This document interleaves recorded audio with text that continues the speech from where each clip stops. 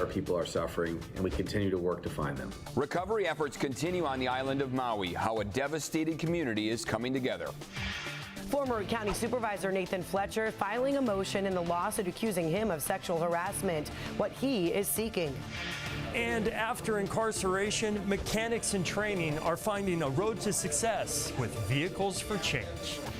As temperatures warm up day to day, we'll also see that daily opportunity for a few thunderstorms to come about. We'll be talking about what to expect throughout this week and even into next week. You're up with CBS 8 at 6 a.m. And look who is back with us here, everybody. Netta Aronpour, back from maternity leave. We missed you for those 2.5 months, although I've been seeing you here and there. It's been fun to meet up for coffee. I've been doing a lot of coffee shops around town. Yes, I've been getting smiles from Ramin, and I do have a little gift that I wanted to give you, a welcome back gift. You did not have to. He loves the onesies. You already got him. Speaking of onesies, I've been kind of building up different onesies over time here. He times them very well. I saved one for you. Newborn, 0 to 3, yes, 3 to 6. This is the 1 year. This is the 1 year. Because he's already up to over 3 months, even though he's 2.5. What is this one? It's got a little name on the back there. Rice with an 8 on it. And San Diego. Oh my God, this is so cute. We're officially going to make him a Padres fan. He is our Padre fan in the house because our daughter is a Giants fan. That's right. So we have one of each. I love this so much. Oh, cute. Thank you, Eric. You bet. Welcome back. Goodness. Thank you so much. And Ramin's in great hands with Chris here and Mom. Grandma's stepping in to help too. Oh yeah, there's my family. Yep. So big sis Roya is making him laugh too. So you and Roya know how to get a smile. And there's Mama Aronpour right there. There's Grandma. And yeah, I mean, it's been so fun because he sleeps a lot, which I feel guilty saying. Good for you. We know a lot of newborns do not do that. Right. And our daughter did not do that. She didn't sleep for a year. So with Ramin, I'm like, wow, he's like a chill baby. He's sleeping. Yeah. So we're getting rest and having a good time with him, taking him everywhere, lugging him to all of Roya's activities. That's what happens when the second one is born. Yeah. That was at your baby shower. Yeah. Yes, BGG. Right. Baby girl grow. We're welcoming the next one. There's something going on here at our station. I've been chatting with Uncle Evan here. Uncle Eric and Uncle Evan have noticed that Ramin is very well traveled. Yes. Already. He has seen a lot of San Diego. He's been on a plane already too. How many breweries at 1 month. How many breweries? Quite a few.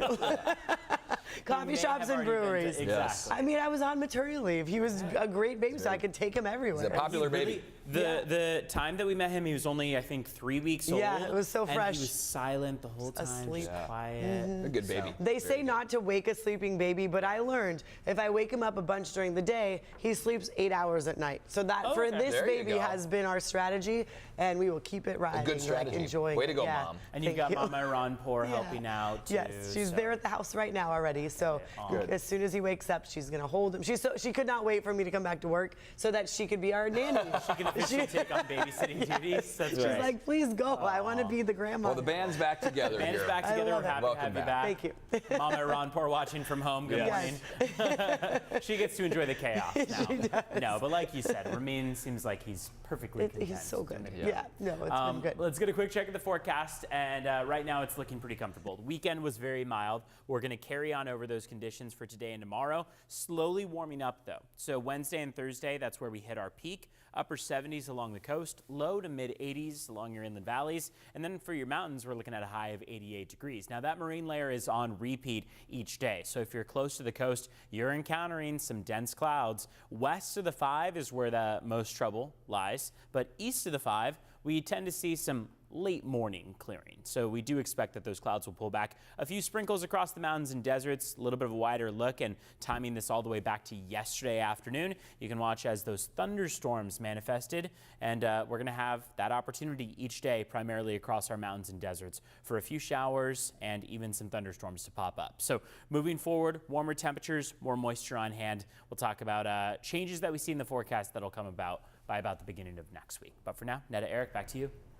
Well, this morning we are learning former County Supervisor Nathan Fletcher is filing a motion in the lawsuit accusing him of sexual harassment. CBS 8 News obtained the documents last night, and our Chris Groh has been looking through all of them this morning, joining us in studio to explain what you've learned. What's Fletcher asking for now? Yeah, basically been requesting a lot of evidence that he feels will help his case that would come from his accuser's side. However, he's claiming that they've been delaying, that they've been dragging their feet. Now, we have our hands on these court filings, and in them, they document the back and forth between Nathan Fletcher's legal team and Gracia Figueroa's, the accuser in this case. Now, in these latest filings, Fletcher is claiming that on June 20th, he requested from Gracia Figueroa records of photos, videos, voice recordings, texts, and even social media interactions between the two. They were due in July, and Fletcher actually filed a subpoena with Meta, the parent company of Facebook and Instagram, under the impression that Figueroa would comply and that they would be able to receive a lot of these requests. However, the filings then go on to detail a back and forth between both sides, with Figueroa's attorneys claiming the requests were too extreme or too broad. And now Fletcher is demanding more than $10,000 in legal fees from Figueroa based on the billing hours and other legal expenses he's paid out during the back and forth over these documents. They are also calling for a hearing on October 27th to compel Figueroa to respond to requests for these documents. Now, Fletcher claims only quotes and misleading pieces have been revealed in her lawsuit, and that all records will more accurately portray their relationship as consensual. Now, Figueroa filed her lawsuit back in March, claiming that Fletcher sexually harassed and assaulted her. The former MTS employee also claims that Fletcher, the former county supervisor and former MTS board chair, influenced MTS to fire her. Now, Fletcher has denied all wrongdoing, but did admit to an extramarital affair. We'll continue to follow this as more details come out. Eric and Netta. All right, Chris, thanks for the latest there. People living in District 4 have until tomorrow to vote for their next county supervisor. 7 voting centers are open daily for both in-person voting and mail-in ballots. And they were going to be open from 8 a.m. to 5 p.m. On the last day of voting, more centers will be open with expanded hours. If no candidate wins the majority here, there will be a runoff in November. You can go to CBS8.com for a full voting guide and all the information you need for this special election. And take a look at this video from overnight here. A vegetation fire broke out near Otay Mesa Road and Paseo de la Fuente just after 1 a.m. this morning. Unclear how many acres were burned or what caused this fire. We can tell you that no homes were threatened. Our photographer went to the scene, tells us that that fire is now out. And now we want to take you to Maui. Officials there reporting 96 people have died in last week's deadly wildfires on this Hawaiian island. And that number is expected to keep on climbing. Search teams are working their way right now through many devastated areas. Hundreds of people still missing here, and more than 2,700 structures have been destroyed. Jessica Cartelia is there with the latest, including a story from one survivor who narrowly escaped the flames.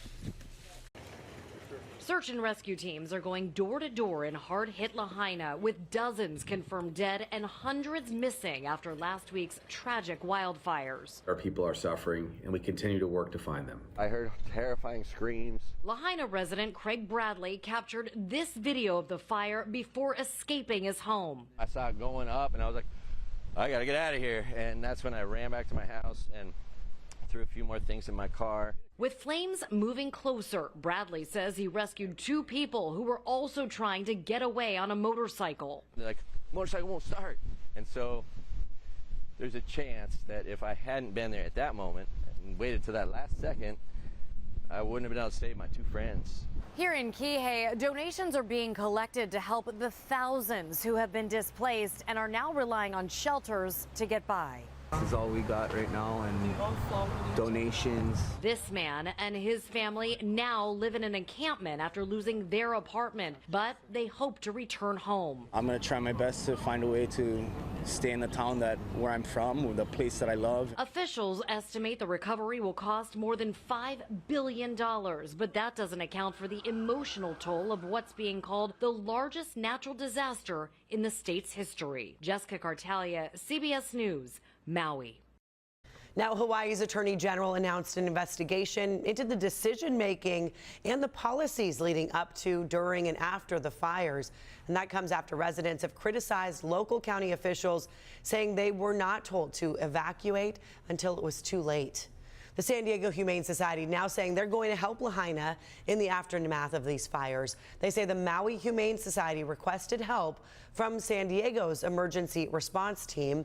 And this video here is from when the team was preparing to help with the aftermath of Hurricane Ian. They do respond often to emergencies.